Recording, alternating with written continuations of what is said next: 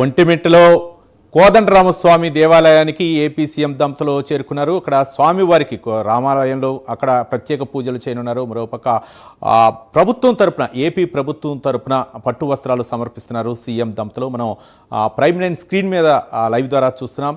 మరోపక్క కోదండరామస్వామి దేవాలయానికి ప్రతి సంవత్సరం కూడా సీఎం దంపతులు హాజరవుతుంటారు. ఈ నేపథ్యంలోనే ఈరోజు కోదండరామస్వామి దేవాలయానికి సీఎం దంపతులు హాజరయ్యారు. అక్కడ స్వామివారికి స్వామి అమ్మవార్లకు సీతమ్మ తల్లి రాముల వారికి పట్టు వస్త్రాలు సమర్పించే కార్యక్రమంలో భాగంగా ఈరోజు సీఎం దంపతులు కోదండరామస్వామి దేవాలయానికి వెళ్ళారు.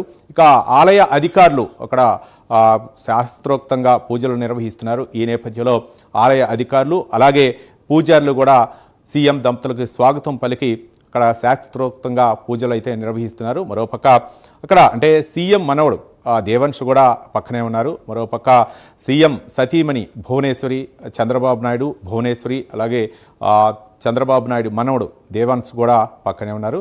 ఈ ఆలయ అధికారులు అయితే మాత్రం మర్యాదపూర్వకంగా స్వాగతం పలికి సీఎం దంపతులకు అయితే మాత్రం స్వాగతం పలికారు. ఈ నేపథ్యంలో స్వామివార్లకు పట్టు వస్త్రాలు సమర్పిస్తున్నారు ఏపీ ప్రభుత్వం తరఫున. మనం ప్రైమ్ లైన్ స్క్రీన్ మీద లైవ్ ద్వారా చూస్తున్నాం.